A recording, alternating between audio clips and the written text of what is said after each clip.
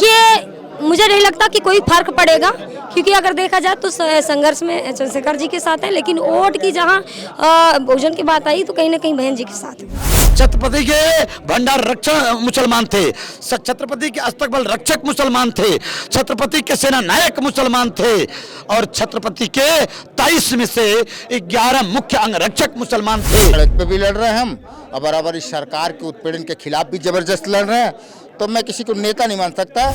छत्रपति जी ने हिंदवी स्वराज की परिकल्पना किया और इन्होंने उनको गाली कैसे दिया, हिंदू हृदय सम्राट बताया। नमस्कार, आज सरदार सेना के साथ जो है बातचीत हुई है और यहाँ पर आप देख सकते हैं कि सरदार सेना और समाजवादी पार्टी के बीच में बातचीत हुई। हमारे साथ सरदार सेना के अध्यक्ष हैं।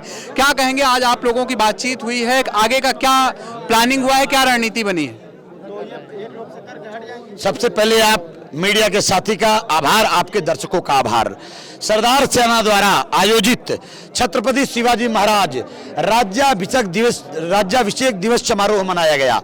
आपको अवगत करा दें कि यह कार्यक्रम हमारे समाजवादी पार्टी के राष्ट्रीय अध्यक्ष पीडीए के जननायक के मुख्य आतिथ्य में गांधी भवन प्रेक्षागृह में आयोजित था, लेकिन डरबस पीछे के दिनों में भी छत्रपति शिवाजी की जयंती के दिन बनारस में हजारों की भीड़ के तादाद में हम कार्यक्रम करने जा रहे थे, वहां भी ये छत्रपति के विरोधी विचारधारा के लोग, जो कल भी विरोधी थे आज भी विरोधी है। विरोधी विचारधारा, भाजपा तो कहती है छत्रपति शिवाजी के विचारों को मानने वाली पार्टी। छत्रपति को वो बदनाम करते हैं। आपको बता दें,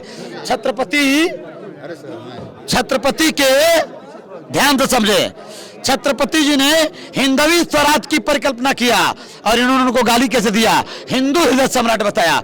छत्रपति के सेनापति मुसलमान थे, छत्रपति के भंडार रक्षक मुसलमान थे, छत्रपति के अस्तकबल रक्षक मुसलमान थे, छत्रपति के सेना नायक मुसलमान थे और छत्रपति के 23 में से 11 मुख्य अंग रक्षक मुसलमान थे और छत्रपति को हिंदू हृदय सम्राट कह करके इस देश में जहर बोने का काम भारतीय जनता पार्टी के लोगों ने किया है और छत्रपति का यह अपमान सरदार सेना और पूरा देश का कुर्मी समाज नहीं चाहेगा। 2027 का चुनाव आने वाला है, उससे पहले पंचायत के चुनाव है, तो आप लोगों का क्या गठबंधन आप रहेंगे या फिर सीटें लड़ेंगे? ये सरदार सेना और समाजवादी के लोग बैठ के कर लेंगे और समय आएगा तो हम आपको अवगत करा देंगे। बिल्कुल। और भी लोग हैं हमारे साथ बातचीत करने के लिए यहाँ पर, इनसे बातचीत करेंगे, जानने की कोशिश करेंगे। क्या नाम होगा आपका? जी, एडवोकेट रामलाल पटेल, मैं प्रदेश प्रभारी सरदार सेना उत्तर प्रदेश। सरदार सेना के साथ आज गठबंधन आप लोगों ने बैठ करके यहाँ पे कार्यक्रम किया, अखिलेश जी ने भी समर्थन दिया है, तो क्या आगे का आप लोगों की क्या रणनीति रहेगी? क्या चुनाव को लेकर के कोई बातचीत हुई? देखा, हमारा कॉन्सेप्ट क्लियर है। हम छत्रपति शिवाजी महाराज के शासन व्यवस्था को फॉलो करते हैं और पीडीए चूँकि एक विचारधारा है, तो माननीय उसके जननायक अखिलेश यादव जी जिस धारा पे चल रहे हैं वो हमारा भी क्लियर कॉन्सेप्ट है। उस पीडीए की सरकार बनानी है मुझे, जिससे कि छत्रपति शिवाजी महाराज के उस शासन व्यवस्था को हम पूरे प्रदेश में कायम करके अमन चैन ला सकें। यही हमारे सरदार सेना का एक लक्ष्य है। यहाँ पर अगर बातचीत की जाए उत्तर प्रदेश में, तो पटेलों की जो नेता मानी जाती हैं अनुप्रिया पटेल, तो क्या आगे उनसे भी कोई गठबंधन की आप लोगों की संभावना है? नेता मानी जाती हैं ये तो मुझे नहीं पता कि पटेल नेता मानता है, तो मैं तो ये समझता हूँ कि सरदार सेना एक ऐसा संगठन है जो पीडीए की हित के लिए लड़ाई लड़ता है। वो सड़क पे भी लड़ रहे हैं हम और बराबर इस सरकार के उत्पीड़न के खिलाफ भी जबरदस्त लड़ रहे हैं, तो मैं किसी को नेता नहीं मान सकता। एक संगठन है पूरे उत्तर प्रदेश के अंदर, कुर्मियों की बात कर रहे हैं तो कुर्मी की लड़ाई लड़ने के लिए मात्र एक ही संगठन है, उसका नाम है सरदार सेना, उसके मुखिया का नाम है डॉक्टर आर.एस. पटेल। बाकी मैं किसी को लड़ते नहीं देखा तो मैं इसे नेता नहीं मान सकता। बिल्कुल। एक आखिरी सवाल आपसे, 2027 को लेकर के, जहां एक तरफ वर्तमान सरकार दावे कर रही है बड़े बड़े विकास के, लॉ एंड ऑर्डर के, आप लोग कैसे देखते हैं इसको? सर, देखने का मतलब, हमने आज जो राज्याभिषेक उत्तर प्रदेश के इतिहास में पहली बार सरदार सेना ने छत्रपति शिवाजी महाराज के राज्याभिषेक का कार्यक्रम जो किया है, मेरा मिशन वही था कि हम उस राज्याभिषेक के माध्यम से जो सरदार पटेल का एक जोड़ने का, छोटे छोटे कुनबों को एक जोड़ने की रणनीति थी, उसके तहत और शिवाजी महाराज का जो कॉन्सेप्ट था शासन व्यवस्था का, उसको हम स्थापित करने के लिए आपके पीडीए की सरकार बनाना चाहते हैं। वो हमारे आदरणीय अखिलेश यादव ने स्पष्ट कर दिया भागीदारी की बात, तो हमारी भागीदारी निश्चित तौर पे बड़ी है उत्तर प्रदेश के अंदर, और हमको बखूबी निभाएंगे। आपस में बैठ के बात करेंगे कि क्या है भागीदारी, क्या कैसे हो सकता है, वो हमारे राष्ट्रीय अध्यक्ष जी तय करेंगे, जो आगे देखा जाए। गठबंधन तय है आप लोगों का?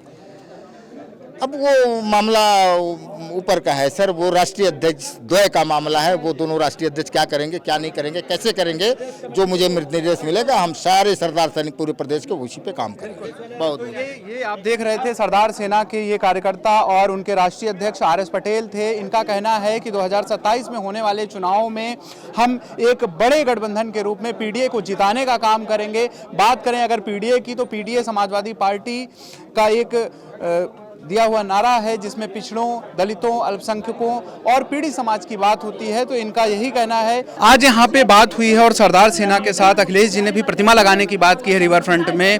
क्या नाम होगा और इसको कैसे देखती हैं? पहले अपना नाम बता दीजिएगा। मेरा नाम मीरा भारती है और मैं जिला पंचायत सदस्य हूँ और सरदार सेना की बुंदेलखंड प्रभारी हूँ। कहते हैं कि प्रतिमा जिनकी लग रही है वो हमारे पूर्वज हैं और हमारे पुरखे हैं। हम उनके नाम पे जितना कुछ कर पाए उतना ही अच्छा है।